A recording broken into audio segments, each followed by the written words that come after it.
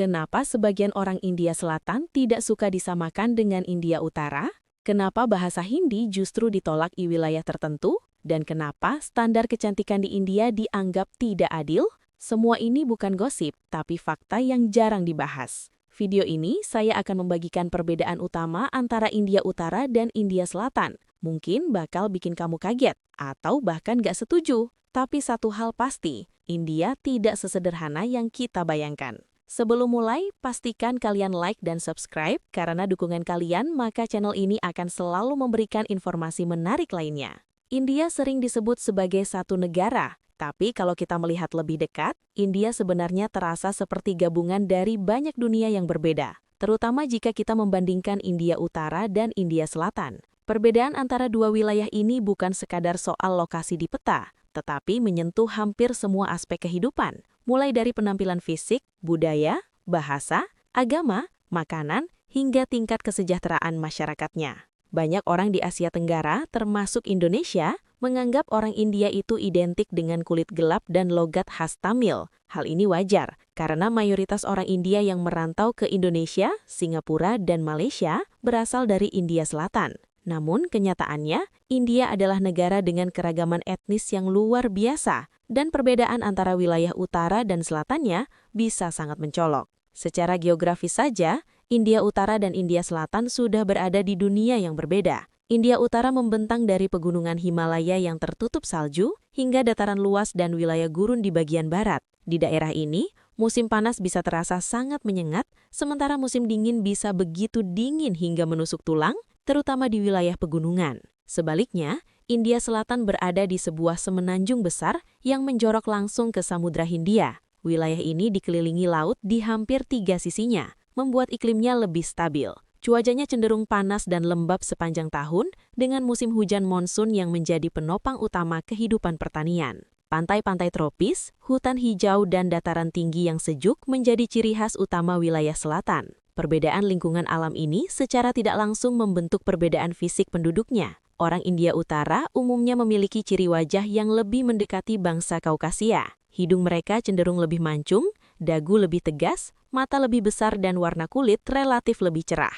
Di wilayah seperti Punjab, Haryana, dan Uttar Pradesh, banyak penduduk yang memiliki postur tubuh lebih tinggi dan tegap. Ciri-ciri ini tidak muncul begitu saja. Sejarah mencatat bahwa ribuan tahun lalu terjadi migrasi bangsa Indo-Eropa ke wilayah India Utara. Perpaduan genetik dan budaya dari migrasi inilah yang membentuk karakter fisik masyarakat India Utara seperti yang kita kenal sekarang. Di sisi lain, penduduk India Selatan menampilkan ciri fisik yang berbeda. Kulit mereka umumnya lebih gelap, struktur tulang wajah lebih kuat, mata cenderung lebih kecil dan tinggi badan rata-rata lebih pendek. Negara bagian seperti Tamil Nadu, Karnataka, dan Kerala didominasi oleh etnis Dravida, kelompok peradaban kuno yang telah mendiami wilayah ini jauh sebelum pengaruh Indo-Arya masuk ke India. Perbedaan ini juga tercermin dalam budaya dan identitas masyarakatnya. India Utara sering dianggap sebagai pusat spiritual Hindu klasik. Banyak kota suci berada di wilayah ini, seperti Varanasi dan Haridwar yang menjadi tujuan ziarah jutaan umat Hindu setiap tahun. Selain Hindu,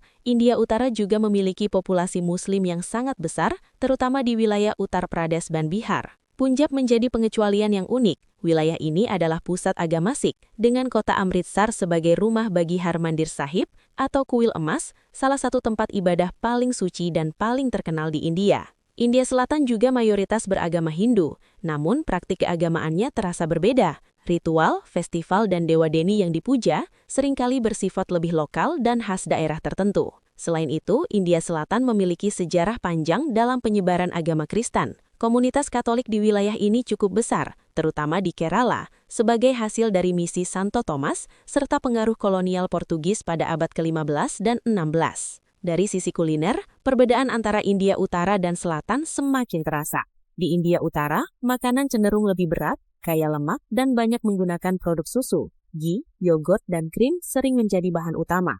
Hidangan seperti biryani, tandoori kebab, dan dal makhani sangat populer. Roti seperti chapati dan paratha menjadi makanan pokok, menggantikan nasi. Sementara itu, di India Selatan, nasi adalah raja. Hampir setiap hidangan berbasis nasi, dipadukan dengan rempah-rempah yang kuat. Dosa, idli, wada, dan sambar menjadi makanan sehari-hari. Masakan India Selatan terkenal lebih pedas. asam dan segar, dengan penggunaan kelapa, asam jawa, daun kari dan hasil laut yang melimpah, terutama di daerah pesisir.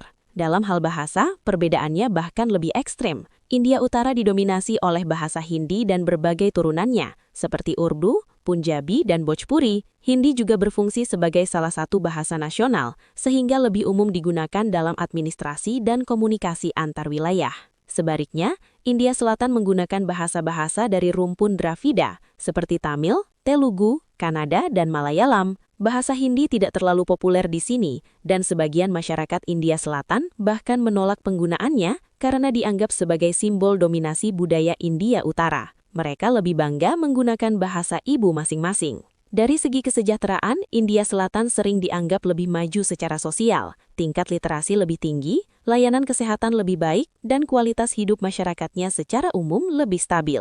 Hal ini menyebabkan banyak anak muda dari India Utara bermigrasi ke kota-kota di India Selatan untuk mencari pekerjaan dan kehidupan yang lebih layak. India Utara memang memiliki kota-kota besar dan modern seperti Delhi dan Gurgaon, tetapi kesenjangan antara kota dan desa masih sangat terasa. Beberapa wilayah pedesaan masih berjuang dengan kemiskinan dan keterbatasan akses pendidikan. Pada akhirnya, India adalah negara yang dipersatukan oleh sejarah, bukan oleh keseragaman. Perbedaan antara India Utara dan Selatan masih sangat jelas hingga hari ini, baik dari segi budaya, sosial maupun cara pandang hidup. Meski demikian, pemerintah India terus berupaya menjaga persatuan di tengah keragaman yang luar biasa ini. Justru dari perbedaan inilah, India menjadi salah satu negara paling unik dan menarik